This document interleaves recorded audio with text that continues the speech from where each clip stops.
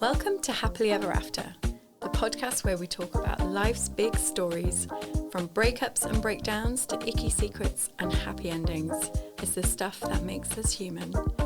I'm your host, Hannah Harvey. I'm a writer and a parenting blogger at mumsdays.com.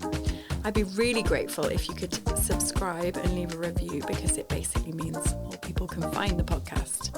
And I also absolutely love hearing from you, so please do contact me through Instagram at mumsdays, MUMSDAYS, with any of your stories and any thoughts you might have on the episode or any questions. You can find all the details from this episode in the show notes. Hello and welcome to Happily Ever After. It's me, Hannah, and today I'm joined by one of my lovely new friends, Lou. Hello. Hi, Lou. Hi. Thanks for coming on. Thank you for having me. I'm very excited to talk to you. Are you? Yes. What are we going to talk about, Hannah? Well, this is the last episode that I'm going to do for a little while. In 2023? But in general, I'm taking my first ever break. Like right now we're recording it and we've done something like 70 episodes. So I'm guessing this will be like 74 or 75. And I've never taken a break. And I'm like, I'm ready for a break.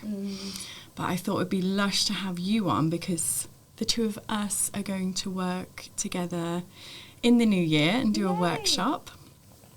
But can you tell me a little bit about like your background before we talk about what we're going to do in the new year? Yes. Yeah, I can.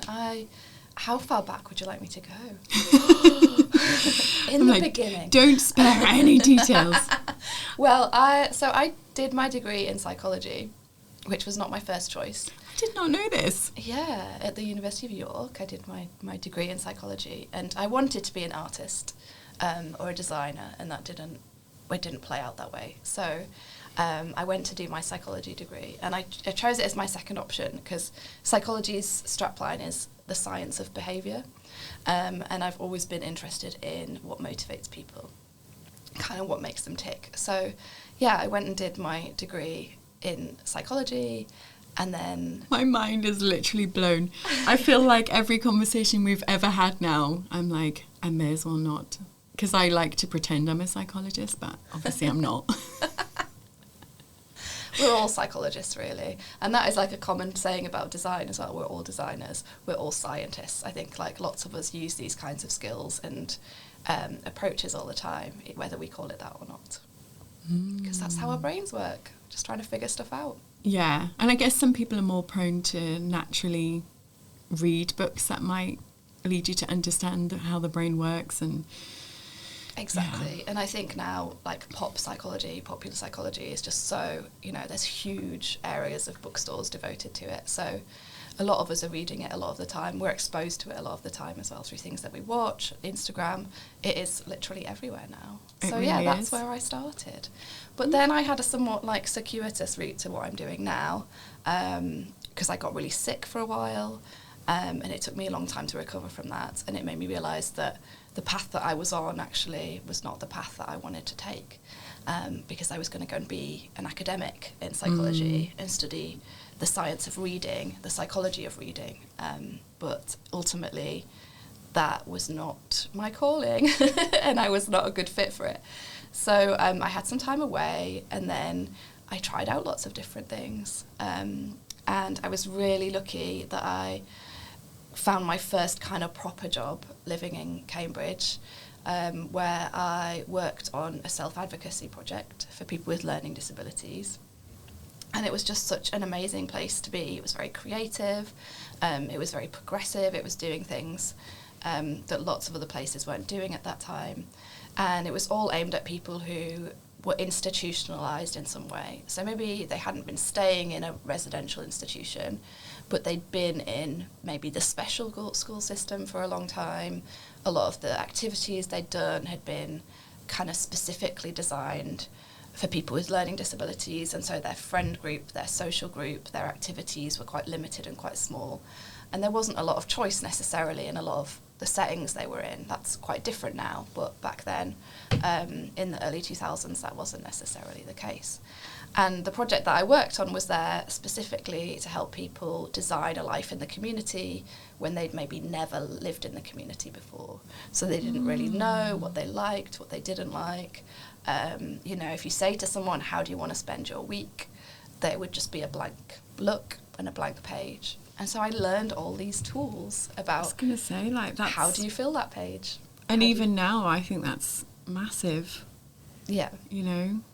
You don't... I guess we probably take it for granted that we have a certain autonomy over what we're going to do with our week. But things like motherhood throw a massive spanner in the work of what you thought you were going to do, especially with your first. I remember being like, my life is going to be exactly the same when this baby comes along and it'll just slot in to what we're doing, and that doesn't happen. No, because it's a late relationship, right? So it's not just about you, it's about them too. Yeah, so that was like my first big transition that I went through in life, and it just turned out that where I landed on my feet with this job that I had, learning all these tools about how you work out what you like and what you don't, and then once you've tried lots of things and got a picture of what you want, how do you actually make that happen, were really helpful for myself too, in figuring out, okay, I actually really love this job now. So I thought I was on a track before that was exactly what I wanted to do. It turned out it wasn't the case. Now I'm doing something I love. What does that mean for the future? I had these tools that could help me with that, although I didn't need to use them just yet. Dun, dun, dun. Oh, I was going to say, so in the scale of like this timeline, when was it that you got ill before you did the advocacy stuff? Yeah. Okay, before. so you were ill, you got better. Yeah, it took like a year to get better, yeah. And then went on to this new project. Yes. Okay. Yeah, I did a bit of work. I did some temping. I thought I wanted to be a speech and language therapist for a while, and I went to work as a speech and language therapy assistant, but I realised that I didn't fit in the NHS. That wasn't a great place for me either. I kind of just stumbled upon this job advert for this role, and it was assistant project leader, so I had a certain amount of responsibility but no direct line management, which turns out was a perfect fit for me. And I was kind of responsible for upping everyone's game, basically, like working out what motivates them, working out how things worked well and when they didn't work well, and we were growing the project into new areas, so helping new team members to learn what the approach was, how it worked, so that they could apply it in a new location. And so fast forward to now. Yes. You've got a little boy. Yes. And you live in the Northeast. Yes. And you are coaching. Yes. So how did that end up happening? How did I get here? Yeah. After about 2 years at this role, working with people with learning disabilities and realising that what I really love doing is enabling choices and helping people see, like, often what I've come to realise is people think there is only one option or two options in front of them. And what I'm really good at is helping them to see that actually there's a lot more options than that. Not in an overwhelming way, but in quite a freeing way. But after 2 years being there, the economic crash happened. There was a bit of a delayed impact on the charity sector because a lot of charities work on grant funds, so there were grants running for like 2 years, but then when they ended, it was like falling off a cliff. So the team, almost all of my team, and by now my dear friends, were put at risk of redundancy, and the atmosphere where we were working changed overnight, and it was really difficult. It was no longer as fun as it had been. Everyone was suddenly kind of worried. There's this great sense of uncertainty. And the little group of us started to meet. We just said, like, why don't we meet up for food and to have a chat once a month. And so we started to do that, and we talked about, like, what our hopes were for the future. We, had a fair amount of time talking about how crap everything was in the current moment, and how frustrated we were with everything. But we also could talk about, actually, what do we want from the future? And we started to call those meetups Change the World Gang meetings, and we each brought food, shared the food that we brought, and then had a conversation around what we wanted to do from there. And that led me on quite a journey that is like, sort of like, how long have you got right now? But ultimately we set up our own non-profit called the You Can Hub, and its mission was to help people turn the impossible into possible for themselves. Wow. And we did genuinely want to change the world, but we realised that the way to change the world is to start with yourself. Change yourself first, understand yourself better first, and the rest will follow. And it's kind of contagious, actually, when you start doing it. People around you want to have a little bit of that magic too. Definitely. I think, so the story of you and I meeting was, I was getting in the sea a lot at the time. It was about a month after I'd split up with a guy who really broke my heart, so I started getting in the sea. Then I had this one day where I just had a bit of a breakdown. So I was sitting by the sea, I was meditating, had this weird epiphany which scared me, and then I went for a really long walk and I bumped into somebody who ended up introducing you to me, and then I also bumped into Ali, who's also in our like new friendship group, over a bin fire of all things. Like, if that's not a sign that my life was about to change, I don't know what is. It's like the two of you came into my life, and then the third part of our group was Sea Dipping Katie as opposed to Podcast Katie. Yeah. And we've just started this lovely little group. But yeah, I think we're probably always destined to meet because you also know Jambo, who is my yoga teacher, and you still work with him. Yes. On a monthly basis. Yeah, when I was living in Cambridge, I discovered forest yoga, which is forest with 2 R's. So it's not like yoga in the woods, although I think that is like on my bucket list, is to do forest yoga in the woods. That'd be so amazing. Nice. But yeah, forest named for Anna Forrest. And the first class that I went to, I had an assist from my teacher, who's called Ear, in bow pose. And it just felt so magical and expansive. And it was this beautiful combination of strength and flexibility that I just knew that I'd found my yoga. Yeah. And I've been doing yoga for like a really long time. So it took me about 10 years to find my yoga. But yeah, it is just the exact right type of yoga for me. I love how each class starts with an intention. I love how you start with core strength before you do anything else, which reminds me of priming, which we'll talk about a bit when we talk more about vision boards and visualization. But yeah, Ear's teacher was Jambo, and Jambo is your teacher. Mm-hmm. And I've brought a really old vision board with me, which we'll look at in a bit. And it has pictures on it of the sea and the beach from when we were living in Cambridge. And this vision board I did probably about, it was before we moved into the house before this one, so it must be like 6-7 years old. So there was always this dream of moving by the sea. And yeah, what's quite magical is that as we moved here last year from Cambridge, you were starting up forest classes here where they hadn't been before. Mm-hmm. And I went to my first yoga retreat since my son was born in June, and that's where I met the person that said, "Oh, you're into forest, you should meet Hannah." Yeah. And that's who I bumped into that day. Yeah. Yeah. I was like, ooh. So yeah, you came along to class, and then we went for coffee, and it was that very first coffee where I'm like, oh my God, I need loads more Lou in my life. And I was like, I need more Hannah in my life. Like, it definitely is infectious. I find a lot of the way you work really inspiring as well, like a lot of space for making sure that you're healthy enough to show up for your clients. Yeah, I think we all I know need a lot to do about that. burnout. That's one of the other things I know a lot about because I've had so much experience of it, and the health condition that I have is fluid. So sometimes I'm well, sometimes I'm not. It's chronic, which means it's long term. I'll probably live with it for my whole life. And so I've had a lot of phases of essentially burnout and then recovery. So yeah, it might not be the lesson that I've wanted to learn in life, but it's the one that I've got. And yeah, I like helping people with that through my coaching.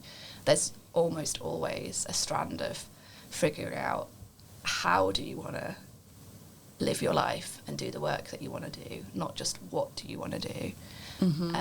How do you want to use your energy? How do you want it to feel? That's just as important as like any bucket list of what you want to achieve. Yeah. I find, I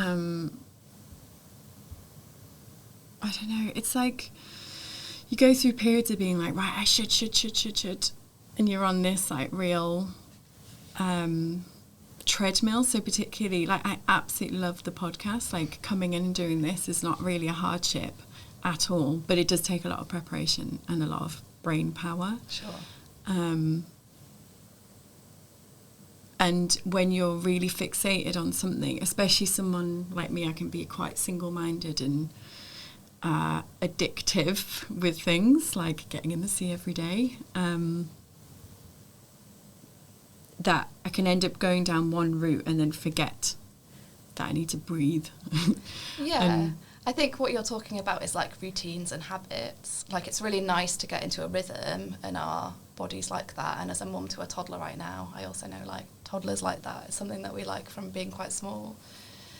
But there's this kind of balance between a habit that's serving you and a habit that's not. And it takes time to set up a new habit, and often approaches like the one you used with the sea dipping, where you commit to do it for a certain amount of time, and you maybe attach it to a habit you've already got, work really well at changing a behaviour and committing and to doing something new and sticking to it, which is a little bit of a different approach to, say, a New Year's resolution. It's not just saying I want to do this thing next year, it's saying I'm going to do this thing every day because I think it's going to make me happy. And maybe it does make you happy and you keep going. Maybe it doesn't, and you need to just say, actually, in trying this thing, I've learned that it's not for me. But even if it makes you happy in the beginning, eventually it can feel like a bit of a trap, right? Yeah, definitely. I think towards the end I was like, it's getting colder. I'm planning everything around making sure I get in the sea. And I just felt like I'd learnt the lessons that I needed, and I'd met the right people, and it definitely been a real gift. But when I dropped it, I then dropped walking, and I don't know, got obsessed with thinking, right, I need to get this book written, so I'm going to focus all my energy on that. Yeah. But even in books, like, have you ever read The One Thing? No, I haven't. Oh, it's great. But it's along the lines of focus on one thing at a time instead of trying to do everything at once. But even when you do that, he's like, don't do it for more than 4 hours a day, though. Yes. Whereas I'm like, right, I'm going into this book. I'll see you on Tuesday. Yes. My mum has a saying which she uses, like, more about food, but I think it's probably just general baby boomer wisdom, which is everything in moderation. Oh, and I fucking hate that, though. I know, yeah. I'm trying, but I don't know how to moderate. But it also feels a bit medicinal somehow, right? Like, it's kind of almost post-war ideology, philosophy. So those things always tend to feel like a bit medicinal and not so fun. So, yeah, some of this, I think, is about how you gamify things. So it fools your brain into feeling like you're having fun. Moderation is hard, for sure. Yeah, I agree with that. I just seem to struggle to get into anything if I don't have space. Even rest. I'm like, I can't rest because I haven't got the whole day to do it. Yeah, I feel you on that, yeah. I've sort of been in that boat before. One of the things that I've been learning this year with Jambo, actually, is micro-resting.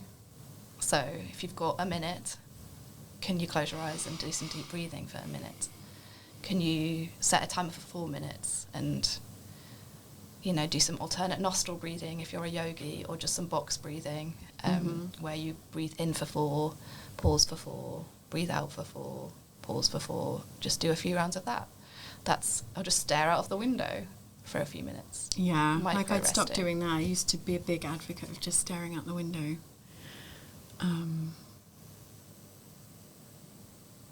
Yeah, it's weird. So I had this like moment of burnout over the weekend where I was like, I have to stop, because it just felt too overwhelming. Yes.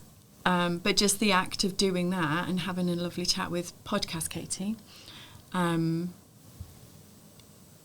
made me feel better. So then the next day I'm suddenly like, oh, I feel creative again now. Yes. Do you think that a lot of people I'm talking at the moment are feeling very overwhelmed? Is that connect with how you were feeling at the weekend, do you think? Yeah, I think it's... so ever since I had that mess up with the passports and we couldn't go on holiday, Yeah. I think I've slipped into being like, you're not a very good mother because of that mistake. And I don't think that was a subconscious feeling of you're just not good enough.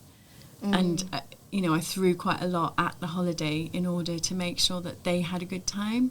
But I just felt like it was an effort from start to finish. It was not a rest. Yeah, it wasn't a rest, and you didn't enjoy it. I didn't enjoy it. Like, there were bits that were lovely, yeah, but it felt like a bit of a battle. And you were supposed to go somewhere. And we were supposed to go somewhere else. So I'm trying to make it up to them that we're not going to this other place. But in doing so, created new problems. So there's a lot there about your expectations, their expectations, your expectations of what their expectations are, whether or not they're true or not. Yeah. And these are kind of like the games our brain likes to play. And to get over that, I was doing things like eating just rubbish to make myself feel better over the holiday. And then in my head, I was going, but it's okay, because when I get home, the kids will go to the dad's, and I will then spend the next 4 days writing my book and eating well. And then I'll feel better again. And did you do that? I did do it.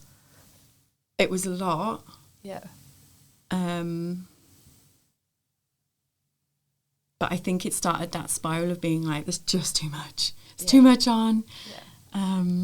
I think we think of change as like flicking a switch. And I think that's really relevant for you and anyone who co-parents, because you're spending part of your day-to-day life in one world when the kids are around, and then the other half in a different world when the kids aren't around. Yeah. And every time that happens, you're all going through a transition, because things are different than they were the day before with whatever they were doing. Yeah. They're in a different place. There are maybe slightly different rules. Yeah. It takes time for those transitions to happen, and we're not that great as humans at allowing for that change to happen and anticipating it and creating space for it. Our expectation is, well, we're here now, we've flicked the switch, we don't need to do anything or think anything about what's just happened. But in the background, our brains will be going, hang on, everything's different than it was yesterday. Yeah. But that is 100% it. I always say to people, the hardest bit of co-parenting is that transition, because the kids do it too. Like, they'll arrive and almost certainly there will be big emotions and big tears. Yeah. And it's almost like preparing for trauma every time they arrive. So it's the trauma of them coming in and suddenly like taking over everything. Yeah. But you're also like, I'm so pleased to see you. Yeah. And then you get it the other side when they leave, and you're like, it's like you're constantly having it's that energetic connect. You crave that space, stretched, but you miss them. Yeah, and you feel guilty for wanting it, but I've got to make every second count. Yeah. That they're away, because when they come back, I'm meant to be fully focused on them. Yeah. But then I was also told some home truths around the fact that when I'm with them, I'm using my phone too much because I'm also trying to work. And it's like, right, everything can fuck off. I need to focus on what's important, which is making sure my kids are okay and making sure I'm okay, and then regroup. Yes. So, which leads me nicely to Merry Christmas, by the way. Merry Christmas! Like, it's so close now, isn't it? And I think that, this is a great time of year to be talking about eating rubbish, isn't it? Because everyone's doing it. There's so many invites out to party. It's been cold. Like, there's that herkle-durkle, want to hibernate, which also usually includes, like, wanting to eat all of the comfort food all at once. Mm-hmm. That's a big part of it. And I think when we've got those big spikes in blood sugar, blood fat, our body has to respond to those. And I feel that in my body, that my emotions take a hit as well. When that's 100%. going on. we see people maybe that we don't see normally. We get together with family in a way that we probably don't normally the rest of the year. Mm-hmm. There's all this new stuff happening. And new things everywhere. Yes. So it's a great time to think about grounding. And that's maybe something to think about, you know, when the kids come back to your house, what do you do? What's the first thing you do? Can you do something? Can you talk to them about what that might be? So it's sort of the same or similar each time. Mm-hmm. And it's like kind of going, okay, you were there. I was here and on my own. Now we're all here. Let's just ground in this moment together. And you don't have to use that language with them necessarily. It's just maybe picking an activity.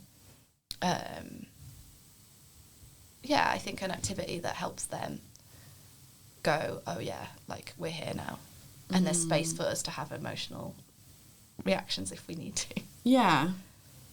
Like almost always, once there's been a big release, everyone then feels better. Yeah. Like they need that moment to cry. Yeah.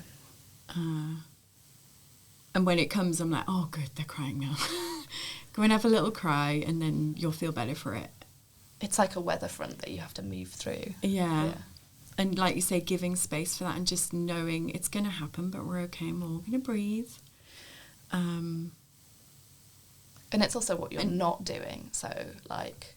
Yeah, don't if there's an immediately activity, run off to do something with my parents, for example. Absolutely. Don't book things in for that time when they've just arrived. Yeah. It's just about being in the house or near the house. And reassuring them that it's perfectly fine to go and have a cry.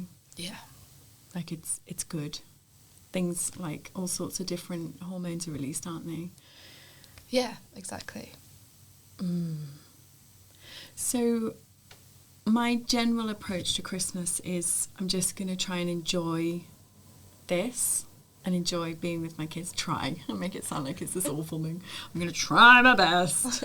My Christmas resolution is to have fun with my kids. I will try and have fun and do some puzzles. But going into the new year, I can put a lot of pressure on myself to be like, right, I'm going to eat shit this week because next week it's New Year and I'm going to take the world by storm and I've got this, that and the other thing to do. How can I reframe it? How can I reframe it? Please make it better for me. Well, I think the first thing is you don't have to change it. I think that's the first thing. It doesn't mean you're doing it wrong. I think that one of the downsides of the kind of pop psychology and well-being movement that's part of our culture now is that we're often in a fix-it mindset. You know, there's a way to do things that is doing things right, and I just need to fix everything and then it would all be fine. But one option is things just continue as they are, as they have in Christmases before, and that's okay. At least you know what you're in for and what you're expecting, right? Yeah. So that's kind of your first point, is nothing actually has to change. And then I think the second thing is, what actually do I want to be different? How will I behave in this vision I have in my head that means that I will probably enjoy it more? Does that mean I'm putting my phone down? Does that mean you'll enjoy it more? What are the things that mean that actually in the moment you enjoy it more, do you think?